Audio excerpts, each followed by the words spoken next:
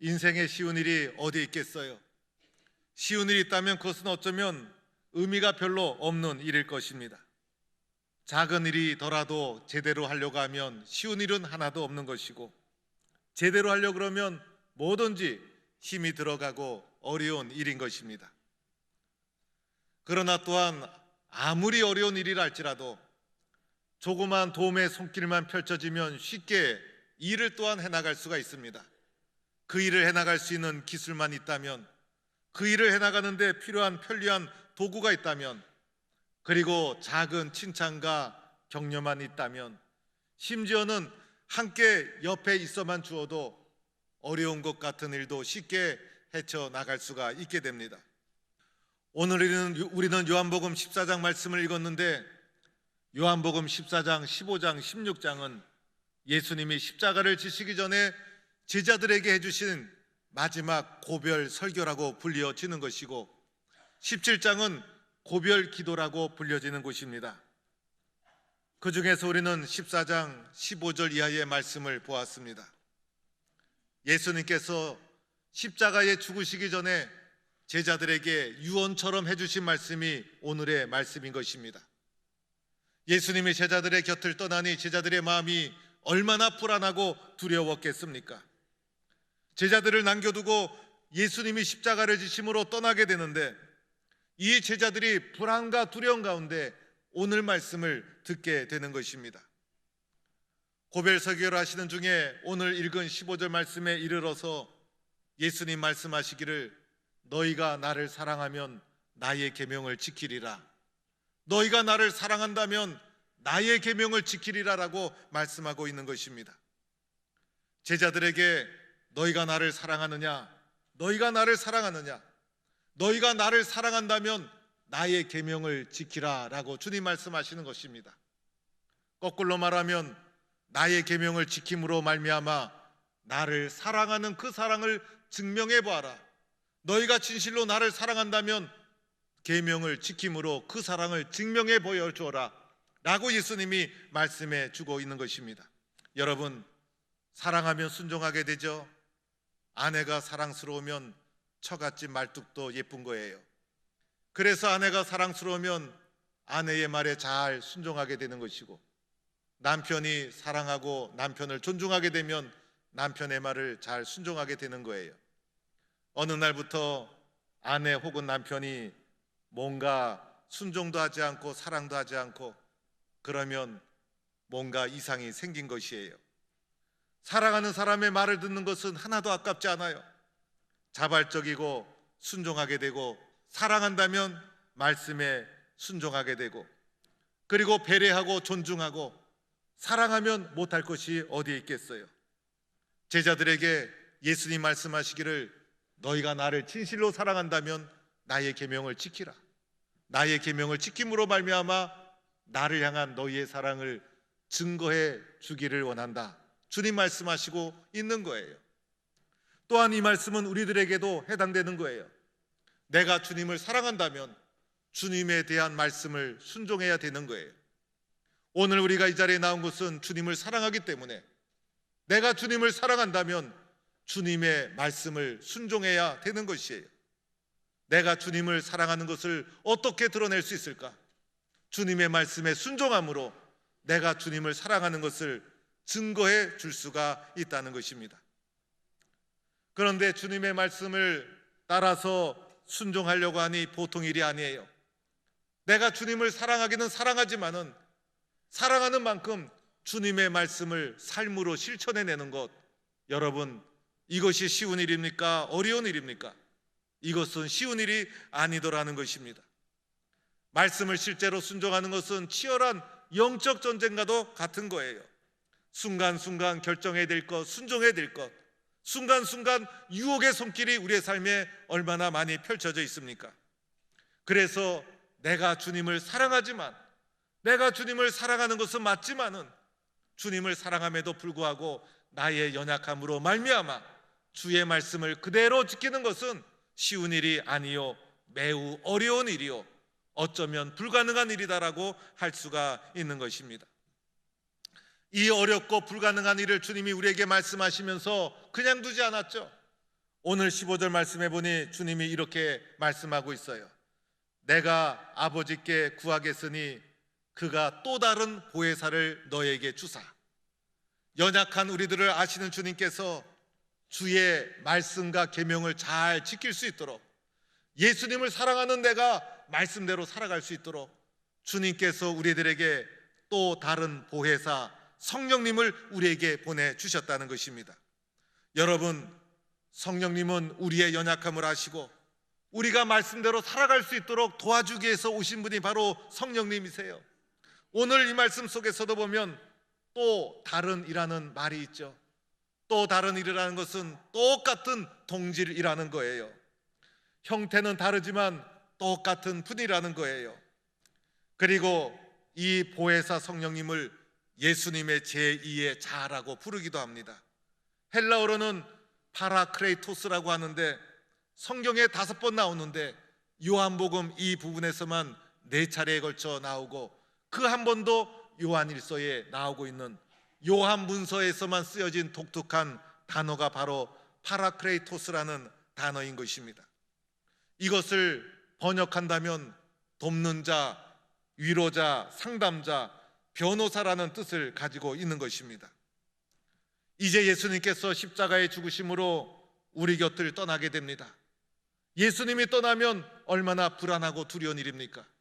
제자들이 예수님을 의지하고 예수님만 바라보며 함께 동고동락하며 오늘까지 이르렀는데 예수님이 갑자기 십자가를 지시고 우리 곁을 떠나니 얼마나 불안하고 두려운 일입니까?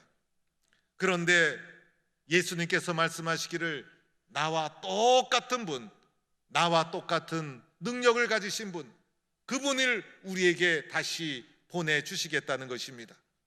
그러니 얼마나 위로와 힘이 됩니까? 예수님과 똑같은 자아, 예수님과 똑같은 능력, 예수님과 똑같은 인격, 예수님과 똑같은 역할을 하시는 성령님께서 우리에게 오셔서 예수님이 진행하셨던 구속사역을 계속 이어갈 수 있도록 우리의 연약함을 아시고 우리를 옆에서 도와주시고 격려해 주시고 동행해 주시고, 이분이 성령님이시고 이 성령님이 계시기 때문에 주님을 사랑하는 우리들은 주님의 말씀에 순종하고 주님의 말씀을 따라 살아갈 수가 있게 되는 것입니다. 오늘 말씀하시는 보혜사 성령님은 어떤 분이신가? 오늘 말씀해 보면 16절에는 이렇게 말씀합니다. 영원토록 너희와 함께 있게 하리라. 영원토록 우리와 함께 계시다는 것입니다. 세상에는 영원한 것이 아무것도 없죠. 세상의 그 모든 것은 일시적인 것이에요. 아무리 친구가 좋아도 때가 되면 내 옆에 남아있는 친구가 없어요. 사람이 아무리 좋아도 사람은 좋았다 싫었다, 나빴다 좋았다, 영원히 변함없는 것은 세상에 아무것도 없어요. 그러나 예수님 영원히 변함없이 우리의 친구가 되어주시고 또한 성령님 영원토록 우리와 함께 하시는 분이십니다.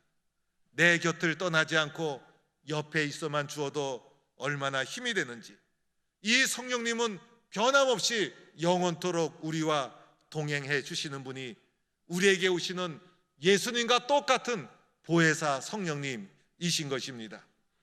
17절 말씀해 보니 보혜사 성령님을 가리켜 그는 진리의 영이라 라고 말씀합니다. 세상은 진리가 없죠. 세상은 진리를 찾아볼 수가 없습니다. 그런데 성령님은 진리의 영인 것입니다. 도마가 바로 앞절에서 예수님께 물어보시죠.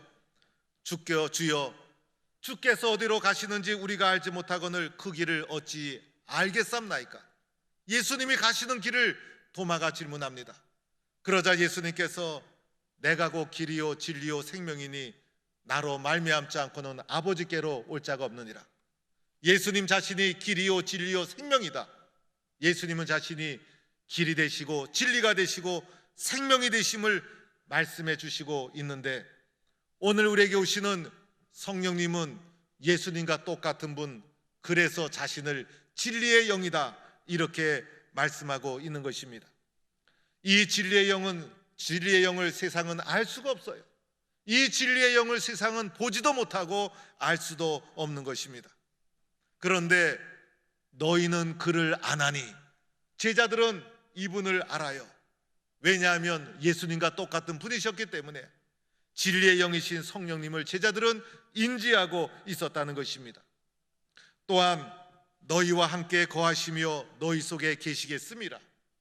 예수님을 만난 우리들은 제자들이 성령님의 존재를 인지했던 것처럼 예수님 안에 있는 우리들도 성령님을 인지하고 경험할 수 있고, 인격적으로 그분을 만나고 나서 이분이야말로 진리의 영이시구나, 성령님이 진리구나, 나와 함께 내 속에 동행하고 거하시는구나, 이것을 느끼고 경험할 수가 있다는 것입니다. 오늘 18절 말씀에는 이렇게 권면합니다. 내가 너희를 고아와 같이 버려두지 아니하고 너희에게로 오리라. 나를 향한, 우리를 향한 하나님의 절대적인 사랑을 고아와 같이 버려두지 않겠다, 이렇게 표현하고 있는 것입니다.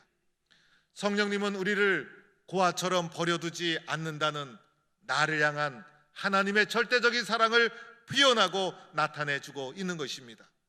성령님의 오심은 하나님께서 나는 너희를 고아처럼 버려두지 않는다, 너는 하나님의 자녀다, 나는 너희들을 변함없이 사랑한다는 주님의 사랑을 우리에게 나타내는 표가 되는 것입니다. 예수님은 우리 곁을 떠났지만은 똑같은 예수님, 성령님께서 우리에게 오심으로 말미암아 우리를 절대로 포기하지 않고 우리를 고아처럼 버려두지 않는다는 나를 향한 하나님의 사랑을 보여주는 것이 성령님의 다시 오심이라는 것입니다. 예수님을 모르고 성령님을 모르면 그 영혼은 고아와 같은 영혼이에요. 예수님을 모르고 성령님을 모르면 그 영혼은 고아와 다름이 없는 것이에요. 그러나 우리는 고아가 아니죠. 하나님의 자녀로 세상을 살아가고 있는 거예요. 나를 향한 하나님의 사랑을 증명하는 것이 우리에게 오신 보혜사 성령님이라는 것입니다. 그래서 우리들은 이렇게 고백해야 되죠. 나는 고아가 아닙니다. 나는 하나님의 자녀입니다. 이런 믿음과 고백을 가지고 주님 앞에 살아가고 있는 것입니다. 또한 오늘 19절 말씀에는 이렇게 표현하죠. 조금 있으면 세상이 나를 보지 못할 것이로나. 조금 있으면 세상이 나를 보지 못한다는 것은 예수님께서 조금 후에 십자가를 지시고 죽으심으로 말미암아 세상이 예수님을 다시는 보지 못한다는 것입니다. 그러나 그것이 끝이 아니죠. 이어지는 말씀을 보니 너희는 나를 보리라. 성령님으로 똑같은 예수님이 우리에게 찾아오신다는 것입니다. 그러면서 하시는 말씀이 너희가 살았고 내가 살았고 너희도 살아 있겠습니다. 여러분, 예수님은 오늘도 살아서 역사하고 있는 줄로 믿습니다. 내가 살아있듯이 예수님은 성령님으로 우리에게 오셔서 오늘도 우리와 동행해 주시고 살아계셔서 우리를 도와주시고 우리와 함께 하시고 우리의 연약함을 아시고 우리를 응원해 주시고 우리가 주님의 말씀에 순종하며 살아갈 수 있도록 믿음의 길을 계속 걸어가는 우리들을 옆에서 도와주시고 보호해 주시고 인도해 주시는 분이 살아계신 성령님이신 것입니다. 오늘 20절 말씀에는 그날에는 내가 아버지 안에 너희가 내 안에 내가 너희 안에 있는 것을 너희가 알리라. 성령님이 오시게 되면 성령님 안에서 내가 예수님 안에 예수님이 내 안에 있는 신비로운 소통과 연합을 경험하게 됩니다. 예수님이 아버지 안에 있고 아버지가 예수님과 동행하고 있구나. 내가 예수님 안에 있고 예수님이 내 안에 있구나. 예수님이 오늘도 살아계셔서 나와 동행하고 있구나. 성령님의 은혜 가운데 신비로운 소통과 연합과 일치, 이러한 은혜를 누리게 된다는 것입니다. 성령을 모르는 삶은요, 의미가 없는 거예요. 성령을 모르는 삶은 능력이 없는 거예요. 그러나 예수님을 알고 성령님을 아는 자는 삶의 내용, 삶의 의미, 그리고 삶의 기쁨, 모르는 사람과 보이지 않는 엄청난 질적인 차이가 있는 삶을 누리게 되는 것입니다. 이 성령님의 존재를 알고 믿고 깨닫고 사는 것이 얼마나 행복하고 얼마나 소중한 일인가. 사랑하는 성도 여러분, 세상에 쉬운 일이 어디에 있겠어요? 저는 그 텃밭 가꾸는 거 하나도 그렇게 힘들던데 세상을 살아가면서 쉬운 일이 어디에 있겠어요? 영적 전쟁터 같은 오늘의 삶 속에서 믿음을 가지고 말씀에 순종하며 살아가는 것 어찌 쉬운 일이겠습니까? 그럼에도 불구하고 믿음을 가지고 오늘도 세상에서 승리하며 살아가는 이유, 세상의 어려움과 시련을 헤쳐나가는 이유, 세상에서 실망하고 낙심하고 절망하지 않고 믿음으로 이겨나가는 이유가 있어요. 그것은 예수님과 똑같은 보혜사 성령님이 오늘 우리에게 오셔서 나와 동행해 주시고 끊임없이 나를 도와주시기 때문인 것입니다. 그렇기 때문에 우리는 이기지 못할 일이 아무것도 없어요. 사도 바울은 이것을 깨닫고 나서 내게 능력 주신 자 안에서 내가 이루지 못할 일이 아무것도 없다, 당당하게 선포하지 않았습니까? 그런데 여기에서 우리가 기억해야 될 것이 있어요. 이러한 성령님을 머리로만, 지식으로만, 이성으로만 이해해서는 안 된다는 것입니다. 신앙생활은 이성이 아니에요. 저는 모태신앙임에도 불구하고 오랫동안 신앙을 머리로, 지식으로, 이성으로 이해하려고 했어요. 그래서 이해되지 않으면 믿지 않으려고 했어요. 이해되지 않으면 믿을 수가 없었어요. 신앙의 기준이 나의 이성과 지식이었어요. 그런데 사람마다 이성의 차이가 있잖아요. 지식의 차이가 있잖아요. 경험의 차이가 있잖아요. 내 경험, 내 지식이 절대적인 가치가 아니잖아요. 그래서 여러분의 이성이 신앙의 기준이 된다면 신앙의 내용과 신앙의 그 모든 것이 다 달라질 거예요. 나의 이성과 지식과 경험이 신앙을 이해하는 중요한 척도가 될 수 있지만은 그것이 절대적인 기준이 아니라는 것입니다. 특별히 성령님을 이해하는데 이성적으로, 지식적으로 성령을 알아서는 이것은 능력이 되어질 수가 없다는 거예요. 오늘의 삶 속에서 세상에 닥쳐오는 시련을 이길 수 있는 실제적인 능력은 성령님께 달려있는데 어찌 이성으로 이것을 이해할 수가 있겠어요? 신앙의 세계, 특별히 성령의 역사는 이성과 지식과 머리보다 더 중요한 것이 있어요. 그것은 바로 체험이라는 거예요. 체험하지 않으면 알 수가 없어요. 느끼지 않으면 확인할 수가 없어요. 경험하지 않으면 이해할 수가 없는 거예요. 가룟 유다가 실패한 이유는 지식으로, 이성으로 예수님을 이해하려고 했기 때문이에요. 체험하면 알아지는 거예요. 느끼면 이해가 되는 거예요. 그리고 경험하면 그제서야 이성의 폭이 넓어져서 신앙의 세계를 이해할 수가 있다는 거예요. 제가 보혜사 성령님에 대해서 아무리 설명을 해도 여러분이 듣고 이해하는 것으로 끝난다면 무슨 능력이 있겠어요? 여러분의 삶 속에 오늘도 살아계시는 성령님, 오늘도 도와주시는 보혜사 성령님의 능력에 대해서 체험하지 않으면 어떻게 세상을 이겨나갈 수 있겠어요? 어떻게 해야 나도 성령님의 살아계심을 느끼고 체험하고 나는 고아가 아니구나, 진리의 영이신 성령님이 오늘도 나를 인도해 주시구나, 어떻게 확신하며 살아갈 수 있을까? 첫 번째는 구해야 합니다. 내가 구하지 않으면 안 되는 거예요. 내가 사모하지 않으면 안 된다는 거예요. 누가복음 11장 13절에 너희가 악할지라도 좋은 것을 자식에게 줄 줄 알거든 하물며 하늘 아버지께 구하는 자에게 성령을 주시지 않겠느냐? 성경에서 말하기를 구하는 자에게 성령을 주신다 분명히 말씀하고 있어요. 세상의 것은 그렇게 사모하며 구하는데, 세상의 욕심은 그렇게 간절히 구하면서 내 삶의 가장 바탕이 되고 근본이 되고 능력이 되는 성령님의 은혜는 얼마나 구하고 사모했던가. 내가 느끼지 못하는 것은 구하지 않았기 때문에, 내가 주님을 만나지 못한 것은 사모하지 않았기 때문이에요. 세상의 것은 그토록 사모하면서 주님의 은혜는 얼만큼 나는 사모하고 있었는가. 내 삶의 위기가 찾아오고 작은 시련 앞에도 흔들리는 이유는 사모하고 구하지 못했기 때문에, 주님의 살아계심을 그 결과 내 마음속에 확신이 없기 때문에. 그러나 구하고 사모하면 성령님께서 여러분을 만져주시고 도와주실 줄로 믿습니다. 따라서 우리들은 이렇게 생각해야 합니다. 성령님, 저는 성령님을 구하고 사모합니다. 이것이 여러분의 신앙의 강구가 될 수 있기를 축원합니다. 두 번째는 믿어야 합니다. 요한복음 7장 39절에 이는 그를 믿는 자들이 받을 성령을 가리켜 말씀하신 것이라. 믿지 않으면 능력이 되지 않습니다. 우리가 얼마나 의심이 많은지 들어도 또 의심하고 믿지 못하고, 그러나 성령님이 우리에게 오신 줄로 마음의 문을 열고 그것을 수용하고 받아들여야 합니다. 우리의 마음이 닫혀지면 아무것도 들어갈 수 없어요. 그러나 마음의 문을 열고 수용하고 받아들이면 믿어지게 되고 능력이 되어지는 것입니다. 그래서 우리들은 마음속으로 이렇게 다짐해야 합니다. 저는 성령님의 인도와 역사를 믿습니다.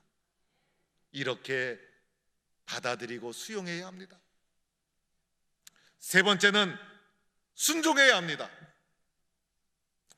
사도행전 5장 31절 우리는 이 일의 증인이요 하나님이 자기에게 순종하는 자들에게 주신 성령도 그러하니라.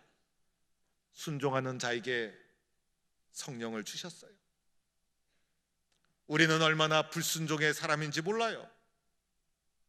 그러나 성령님께서 인도하실 때 그 은혜에 순종하고 마음의 문을 열고 수용하고 받아들일 때 살아계신 성령님 여러분과 함께 하실 줄로 믿습니다.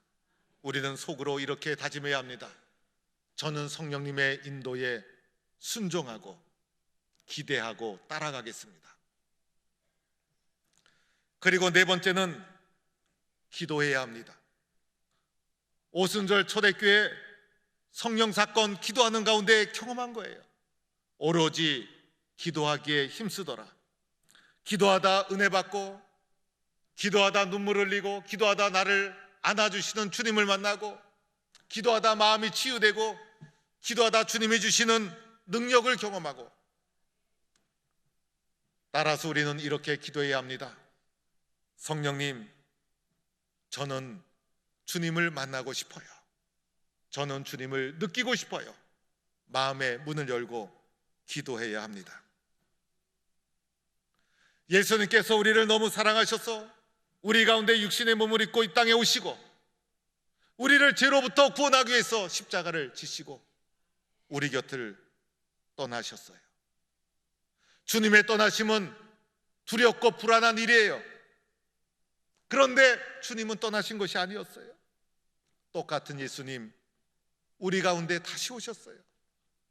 영원토록 우리와 동행해 주시고 우리의 연약함을 도와주시고 우리를 고아처럼 버려두지 아니하시고 오늘도 우리의 마음을 만져주시고 세상 살면서 주님 사랑해서 말씀에 순종하며 믿음의 길을 걸어가다가 지치고 쓰러질 때마다 다시 일으켜 세워주시고 성령님이 계시기에 우리는 오늘도 믿음의 길을 계속 전진해 나갈 수가 있는 것입니다.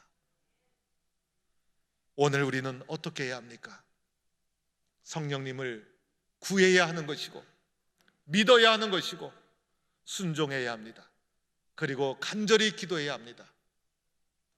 그리하여 오늘도 우리를 도와주시는 성령님의 임재 속에 세상을 이겨나가는 능력 있는 삶, 세상의 어려움을 이겨나가는 성령 충만한 삶을 살아가는 성도가 될 수 있기를 주의 이름으로 간절히 축원합니다.